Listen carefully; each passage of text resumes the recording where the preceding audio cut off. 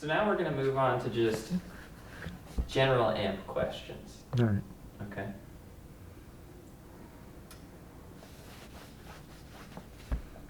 Who do you think you are?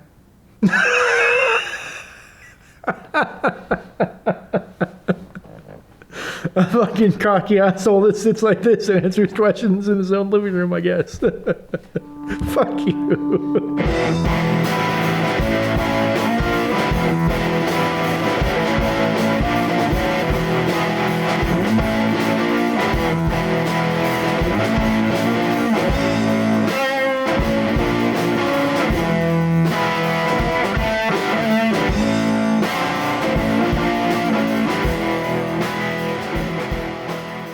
What makes the Micronaut special?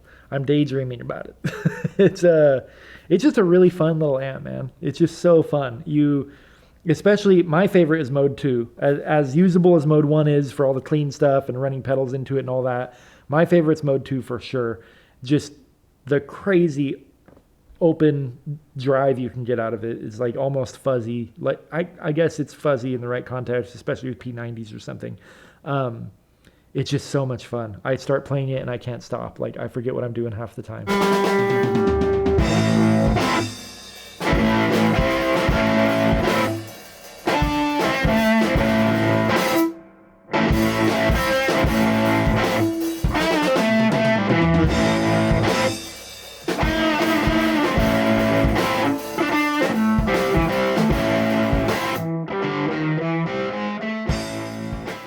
So what sets the Micronaut apart from other little, mini amps in the same kind of category is, again, I'll say its versatility, just the fact that it's a super musical little box that can do so many different tones and cover so much ground. Like using it as a drive or a pre or even a fuzz, being able to use it as a direct input box and go straight into a DAW. A lot of other amps will have a line out, but they're so sterile. They're so weird when you plug them in. Like you plug it into a DAW and you get this really just unnatural kind of guitar tone out of it where you have to re-amplify it or throw tons of effects on it or something like that. But because with the Micronaut, we took the line out off of the transformer tap, and whether you have a speaker plugged in or not, it runs on a reactive load. The amp will behave as if a speaker's plugged into it and you're playing it. So it behaves as it should, like a little guitar power amp, no matter what situation it's in. So you get this really natural, all the dips and peaks and ups and downs and just the different frequency response of a guitar amp that you would expect. So it just becomes way more usable in that sense.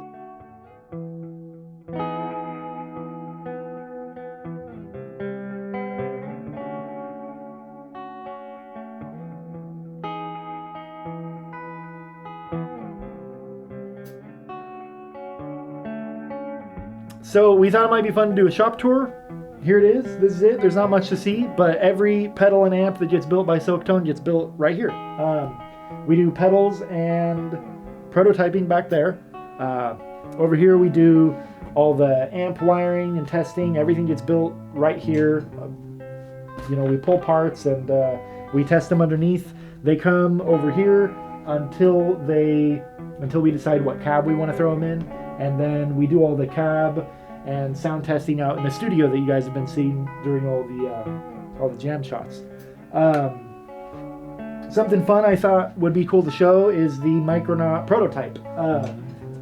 This is the original prototype it's a rat's nest, but it started off this way. We changed tubes out a few times, tried enough transformers to drive Brian Sowers crazy, and I got everything cool and then thought, shit, how am I going to fit this into a tiny little enclosure? So it ended up pretty cool. I'm pretty happy with how tight we got everything, but just like the rest of the amps, everything is hand wired on a turret board. It was a lot to fit, but I think we nailed it.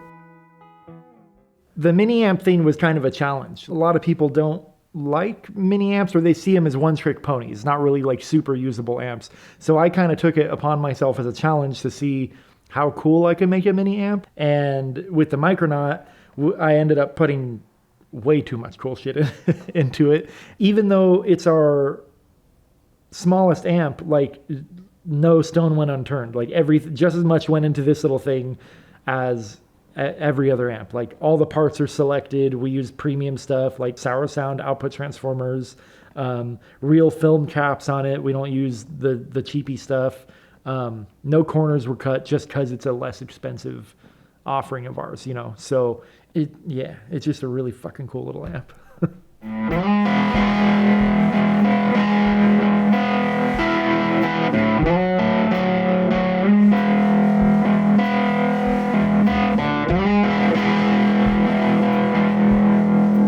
How much time do I spend thinking about Silktone? Fuck, when do I not? Hands-on work is typically like an 8 or 10 hour day, something like that. But I fucking dream about this shit, man. There's no getting away from it. It's just always like, whether it's an idea or like figuring out a bullshit problem that popped up or planning, you know, it's always happening.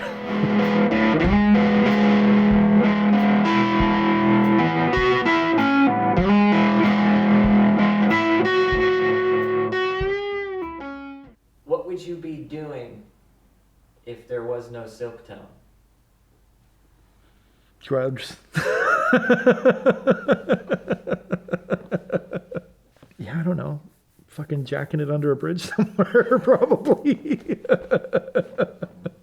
Probably still delivering pizza, trying to get an amplifier business off the ground.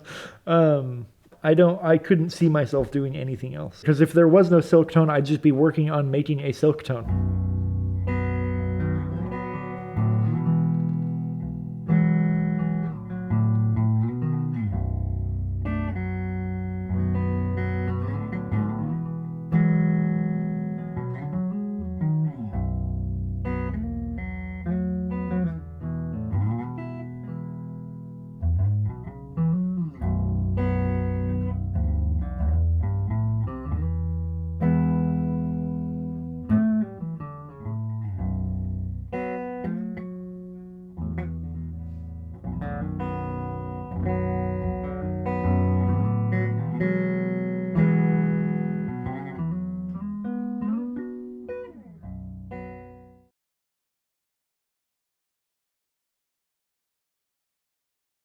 Yeah, there's plenty of times where it's like, I gotta get shit done, and then QB's on me, and I'm like, guess I can't.